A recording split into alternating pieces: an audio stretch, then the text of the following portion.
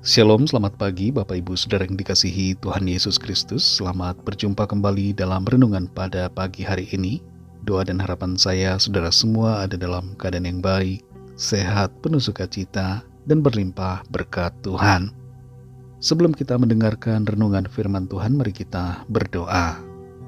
Bapa Surgawi, Bapa dalam nama Tuhan Yesus Kristus, kami mengucap syukur kepadamu untuk berkat kemurahan-Mu. Kembali kami ada di pagi hari ini, semua adalah kemurahan Tuhan. Dan kami percaya Tuhan menyediakan hal-hal baik buat kami. Saat ini kami mau mendengar sabda firman-Mu. Urapilah hamba-Mu dan urapi kami semua, untuk mengerti akan kehendak-Mu dan taat melakukan firman-Mu. Dalam nama Tuhan Yesus kami berdoa. Haleluya. Amin. Saudara yang dikasihi Tuhan, ayat renungan kita pada saat ini terdapat dalam Amsal 16 ayat 32. Tertulis demikian. Orang yang sabar melebihi seorang pahlawan. Orang yang menguasai dirinya melebihi orang yang merebut kota. Saudara yang dikasihi Tuhan, Alexander Agung adalah pemimpin Makedonia pada umur 16 tahun. Ia menjadi seorang jenderal yang meraih berbagai kemenangan di usia 18 tahun. Dan ia menjadi raja di usianya yang ke-20 tahun. Namun Alexander meninggal di usia 33 tahun karena mabuk alkohol. Alexander Agung telah mengalahkan dan menaklukkan berbagai bangsa di dunia. Tapi ia tidak berhasil menaklukkan dirinya sendiri. Ia tidak dapat mengalahkan hawa nafsunya. Ia tidak dapat mengendalikan dirinya. Sebelum kematiannya, Alexander Agung sedang berpesta dengan 20 orang tamunya di sebuah tempat di Babilonia. Dia mulai minum minuman keras bersama ke-20 tamunya itu. Ada 20 gelas alkohol yang ia habiskan, dan setelah itu ia meminta diberikan minuman beralkohol di gelas Hercules, sebuah gelas yang sangat besar kapasitasnya.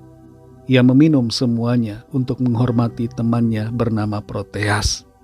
Setelah itu ia meminta segelas Hercules lagi, diisi dengan alkohol secara penuh, dan meminumnya. Lalu ia pun jatuh, tidak sadarkan diri, dan beberapa hari kemudian meninggal. Amsal 16 ayat 23 ini berkata, orang yang sabar melebihi seorang pahlawan. Orang yang menguasai dirinya melebihi orang yang merebut kota. Sabar berbicara tentang pengendalian diri. Menguasai diri juga sama. Ini berbicara tentang mengendalikan hawa nafsu dan keinginan. Mengendalikan amarah, emosi, dan berbagai hal dalam diri kita. Setiap hari kita berjuang bukan melawan penjajah, bukan melawan musuh, dan tidak selalu kita melawan iblis. Tapi setiap hari kita melawan diri kita sendiri, melawan keinginan-keinginan yang tidak baik, melawan semua hawa nafsu buruk yang bertentangan dengan kehendak Tuhan. Dan kita harus memenangkannya. Kita harus dapat mengalahkan semua hawa nafsu dan keinginan yang tidak benar. Dengan kekuatan sendiri kita tidak akan bisa. Kita perlu mengandalkan kekuatan Roh Kudus untuk mengatasinya. Dan belajar untuk selalu tunduk pada keinginan roh, sehingga kita tidak dikuasai oleh keinginan daging. Penguasaan diri adalah bagian dari 9 buah roh. Penguasaan diri ini merupakan kehendak Tuhan untuk kita miliki dan tunjukkan setiap hari. Penguasaan diri memerlukan pemahaman yang begitu dalam tentang emosi kita, keinginan-keinginan kita, dan perilaku kita. Kita perlu mengerti diri kita, apa kelemahan kita, dan kita perlu memiliki kesadaran yang tinggi, berusaha memahami bagaimana emosi kita muncul, apa saja hasrat dalam hati kita, dan bagaimana cara kita meresponnya. Penguasaan diri memberikan kita kemampuan untuk tidak tergesa-gesa dalam menghadapi keadaan sulit ataupun konflik. Untuk dapat menguasai diri, perlu disiplin dan ketaatan pada kehendak Tuhan. Kita perlu tunduk dan berserah, menyerahkan diri sepenuhnya kepada apa yang Tuhan mau. Tanpa penguasaan diri, kita akan jatuh dalam hal-hal yang dapat merugikan ataupun menghancurkan diri kita secara jangka panjang. Tapi dengan penguasaan diri, kita dapat menunda kepuasan sesaat demi kemuliaan di masa depan. Saudara yang dikasihi Tuhan, adakah di antara kita yang sudah terjerumus dalam tindakan yang salah akibat tidak menguasai diri? Mari, masih ada kesempatan untuk berjalan ke arah yang lebih baik sesuai kehendak Tuhan. Kalau saat ini ada di antara kita yang sedang tergoda untuk melakukan sesuatu yang dilandasi hawa nafsu atau keinginan yang berlawanan dengan kehendak Tuhan, yang dapat menghancurkan kehidupan kita, mari kembali sadar dan bergantung pada kekuatan Roh Kudus untuk menolong kita menguasai diri, agar hidup kita selalu ada dalam jalur kebenarannya dan berkemenangan dalam rencana Tuhan. Mari kita berdoa. Kami bersyukur Tuhan untuk firman-Mu yang sudah kami dengar, yang mengajar kami untuk menguasai diri. Terlalu sering kami gagal dalam penguasaan diri. Kami emosi, kami marah, kami jatuh dalam hal-hal yang tidak berkenan kepada Tuhan.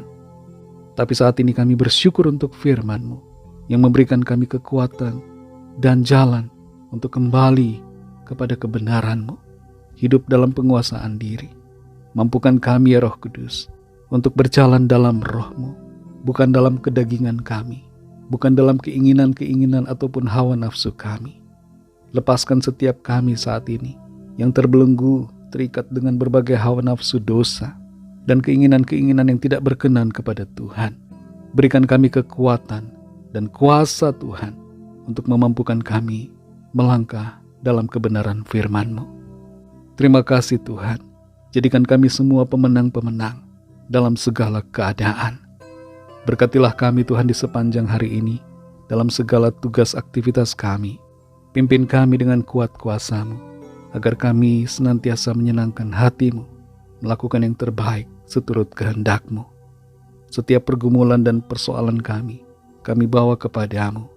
Lawat setiap kami Tuhan, yang sakit disembuhkan, yang lemah dikuatkan, yang susah dihiburkan, yang putus asa diberi semangat baru, yang terikat terbelenggu dosa dilepaskan dan diberi kemenangan, dan yang sedang dalam pergumulan masalah, Tuhan berikan jalan keluar dan mujizat-Mu yang ajaib. Berkat-Mu atas bangsa kami Indonesia, juga atas semua bangsa di dunia ini. Berkat-Mu atas kami gereja-Mu, dan atas keluarga kami masing-masing secara pribadi. Dalam nama-Mu yang kudus, nama Tuhan Yesus Kristus, kami sudah berdoa dan mengucap syukur. Haleluya. Mari sama-sama kita berdoa doa Bapa kami. Bapa kami yang di sorga, dikuduskanlah nama-Mu, datanglah kerajaan-Mu, jadilah kehendak-Mu di bumi seperti di sorga. Berikanlah kami pada hari ini makanan kami yang secukupnya, dan ampunilah kami akan kesalahan kami, seperti kami juga mengampuni orang yang bersalah kepada kami.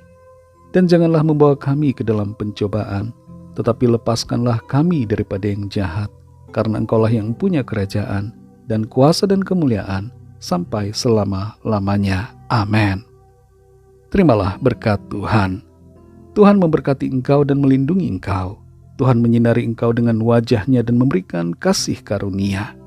Tuhan menghadapkan wajah-Nya kepadamu dan memberikan damai sejahtera. Berkat anugerah dari Bapa Surgawi, kasih karunia dari Tuhan Yesus Kristus, dalam persekutuan dengan Roh Kudus, menyertai kita semua, sekarang ini dan sampai selama-lamanya. Dalam berkat nama Tuhan Yesus Kristus, haleluya, amin. Puji Tuhan, saudara yang dikasihi Tuhan, saya percaya firman Tuhan menjadi berkat dan kekuatan buat saudara semua, dan Roh Kudus akan menolong saudara untuk hidup dalam penguasaan diri dan selalu berkemenangan di dalam Tuhan. Tuhan Yesus memberkati saudara semua. Sampai jumpa dalam renungan yang berikutnya. Haleluya.